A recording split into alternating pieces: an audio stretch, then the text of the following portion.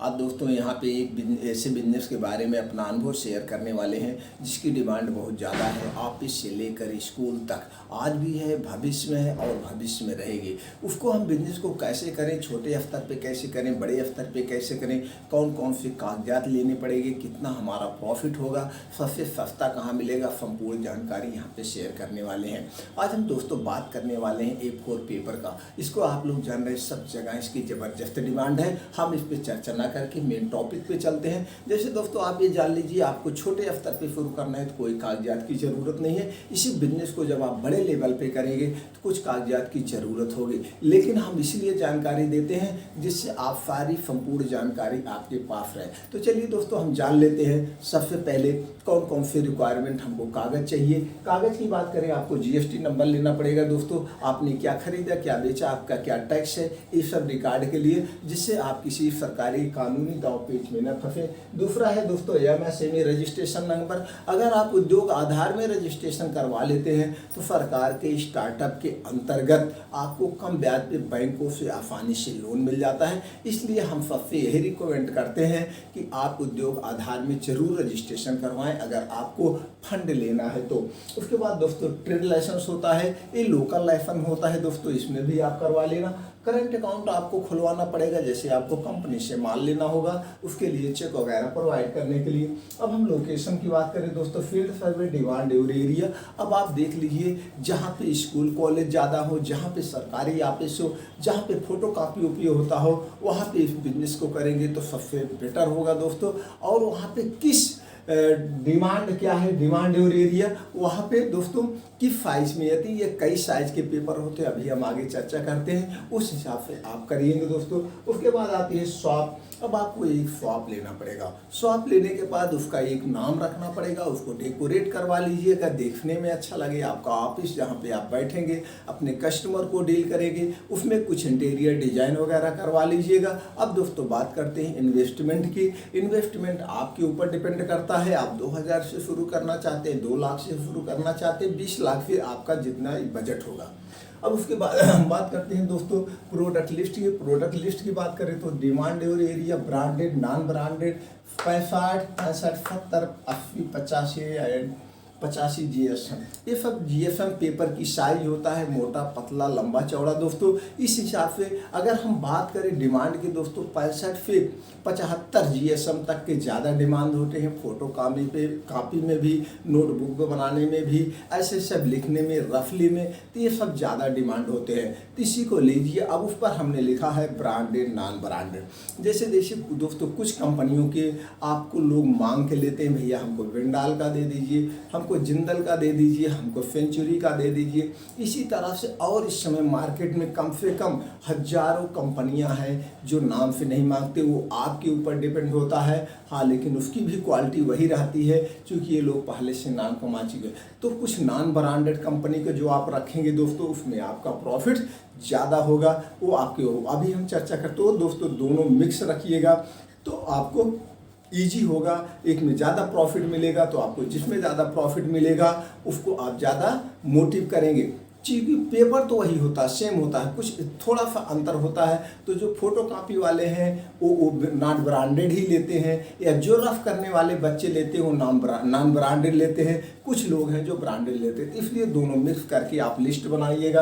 अब दोस्तों बात करते हैं परचेज प्रोडक्ट परचेज पर डिस्ट्रिक्ट एजेंसी, होलसेलर, स्टेट, राजधानी, महानगर, डिस्ट्रीब्यूटर एंड सीएनएफ से, डायरेक्ट कंपनी से। अभी आप अगर छोटे में बजट में शुरू कर रहे हैं दोस्तों, आप सबसे पहले जाइए अपने डिस्ट्रिक्ट में, वहाँ भी डिस्ट्रीब्यूटर होते हैं, वो होलसेलर होते हैं, एजेंसी वाले, वहाँ पे आप रेट ले लीजिए। एक के नहीं 3-4 के यहाँ रेट लीजिए। उसके बाद आप एक कदम आगे बढ़ेंगे, आप स्टेट में जाइए।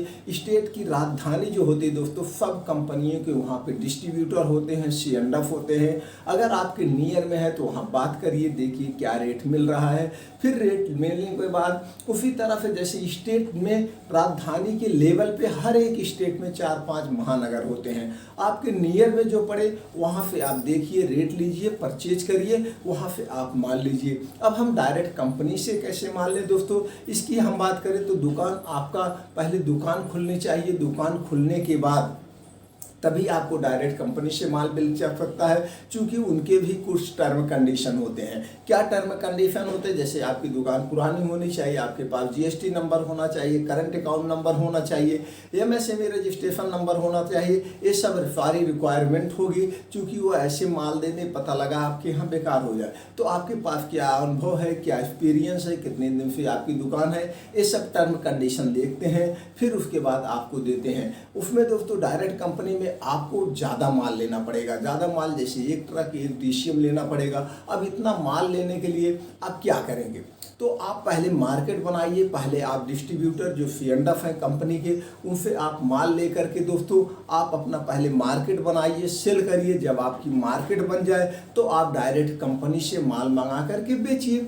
अब डायरेक्ट कंपनी से माल मंगाने के लिए आप उनकी वेबसाइट पे जाइए, जिस कंपनी का आपको मंगाना है उस पर टोल फ्री नंबर होता है, या उनको मेल करिए। मेल करने के बाद उनके जो दोस्तों हर एक कंपनी के सेल्समैन होते हैं, एरिया मैनेजर होते हैं, तो उनके एरिया मैनेजर आपसे कांटेक्ट करेंगे, आपकी डिटेल लेंगे। डिटेल लेने के बाद वो अपना टर्म कंडीशन बताएंगे, उसके बाद आपसे चेक वगैरह लेके माल दे देते हैं। इस ढंग से ले सकते हैं। और दोस्तों एक दूसरा तरीका है, जैसे जब वो कंपनी के हर एक एरिया मैनेजर सेल्स मैनेजर होते हैं, जब आपकी दुकान धीरे धीरे पॉपुलर हो जाती है तो वो फील्ड में टहलते रहते हैं। वो खुद आपकी दुकान पे आएंगे, मिलेंगे, आपको सब डिपो देंगे, सब डिस्ट्रीब्यूटरशिप के बारे में बताएंगे।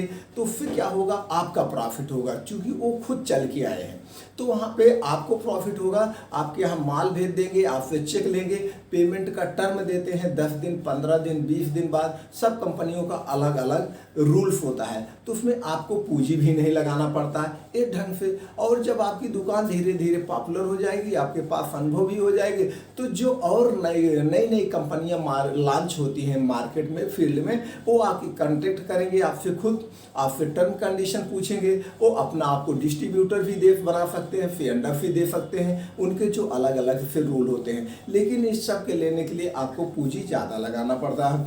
और दोस्तों आप देखे होंगे, अक्सर आप लोग ये देखते होंगे भैया, या उस पर आप नेट पे चले जाइए, उस पर देखिए कि आप डायरेक्ट थाईलैंड से, डायरेक्ट चाइना से, डायरेक्ट इंडोनेशिया से, A4 शीट, ये 3 देश जो है A4 साइज के पेपर के बहुत बड़े उत्पादक राज्य हैं।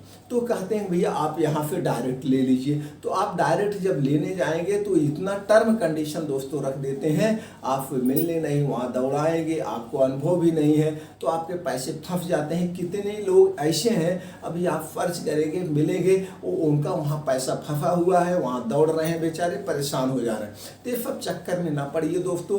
इंडोनेशिया, चाइना और वहाँ के अपने यहाँ ही तमाम लोग हैं, वहाँ से उस कंपनी से लेकर के बिजनेस शुरू करिए। धीरे धीरे जब आपका मार्केट का अनुभव हो जाएगा, पूरा स्टेप बाय स्टेप जानकारी हो जाएगी बेसिक, तब आप आगे एक कदम बढ़ करके डायरेक्ट कंपनी से आप माल ले लीजिए। वहाँ अभी फंसने का चक्कर में न रहिए। और दोस्तों अब हम बात करते हैं शॉप एडवर्टाइजमेंट। अब आपकी दुकान ओपनिंग हो गई, इसका प्रचार के लिए calendar, pamphlet, newspaper, social media, holding and shop opening. अब दोस्तों अपने दुकान का आप कैलेंडर छपवा करके डिस्ट्रीब्यूट कर सकते हैं, पंपलेट भी बंटवा सकते हैं, न्यूज़पेपर में निकलवा सकते हैं। इन सब माध्यम से आप अपनी दुकान का प्रचार कर सकते हैं। उसके बाद सेल्फ इम्प्रूवमेंट प्लान है दोस्तों, इफेक्टिव प्राइस। जैसे आप देखते हैं कोई इसका रेट फिक्स नहीं है। जैसे आज की बात करें तो कोई दोस्तों 220 में बेच रहा है, कोई 230 में बेच रहा है, कोई 200 में बेच रहा है, इसका कोई फिक्स नहीं है। अगर आप ऑनलाइन ई कॉमर्स कंपनियों पे देखेंगे उस पर भी 230, 240, तो इसके पेपर के दाम घटते बढ़ते रहते हैं यहाँ पे, इसलिए हम रेट का डिसाइड नहीं कर रहे हैं दोस्तों।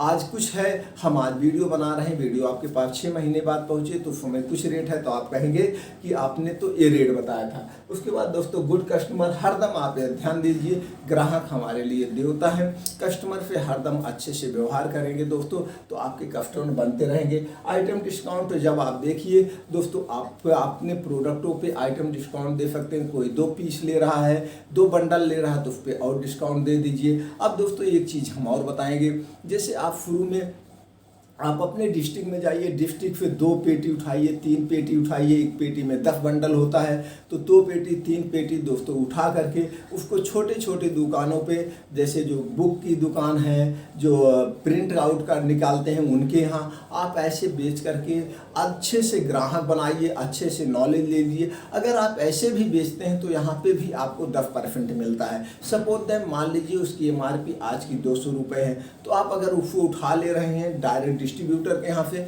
तो आपको वहाँ 190 में मिल जाएगा। आप 10% ले लीजिए, उसको 205 में आप छोटे छोटे दुकानदारों को दे दीजिए, और जो है आप प्रिंटर वालों को दे दीजिए। इसी तरह से एक मार्केट में आपका कम से कम 3-4 पेटी तो बिक ही जाएगा। तो एक पेटी में 10 आता है, 30-40 दुकान तो एक छोटी सी मार्केट में रहती है। तो अगर आप 3-4 पेटी बिक गया, 40 पीस बिक गया दोस्तों, 40 बंडल बिक गया, आपको 15 रुपये मिल रहा, तो भी 600-700 आप आसानी से कमा सकते हैं, अपने ग्राहक बना सकते हैं। इसी तरह से धीरे धीरे स्टेप बाय स्टेप बढ़ते जाएंगे दोस्तों, आप कभी अपने बिजनेस में फेल नहीं होंगे। हमको जब बेसिक नॉलेज होता है तो हम फेल नहीं होते हैं। एक बार फिर कहेंगे दोस्तों, आप इंटरनेट पे देख करके ऐसे कुछ इंडोनेशिया, चाइना एंड और जो है थाईलैंड के चक्कर में ना पड़िए। अभी अपने देश में अपने यहाँ से होलसेलर, C&F डिस्ट्रीब्यूटर के यहाँ से शुरू करिए, बेसिक नॉलेज ले लीजिए, उसके बाद आप डायरेक्ट कंपनी से मंगा सकते हैं जैसे हमने बताया इसी प्रोसीजर से। उम्मीद करते हैं कि ये जानकारी आपको हेल्पफुल होगी दोस्तों। अगर आपको ये जानकारी हेल्पफुल है तो अपने यार दोस्तों के साथ शेयर कर दीजिए, चैनल को लाइक और सब्सक्राइब कर दीजिए दोस्तों। इसी तरह से हम और वीडियो बनाते रहेंगे, आपके पास नोटिफिकेशन पहुंच जाए, इसके लिए बेल आइकॉन का बटन दबा दीजिए। आपने जो 10 से 12 मिनट का अपना कीमती समय दिया, इसके लिए एक बार फिर दोस्तों थैंक यू, नमस्कार।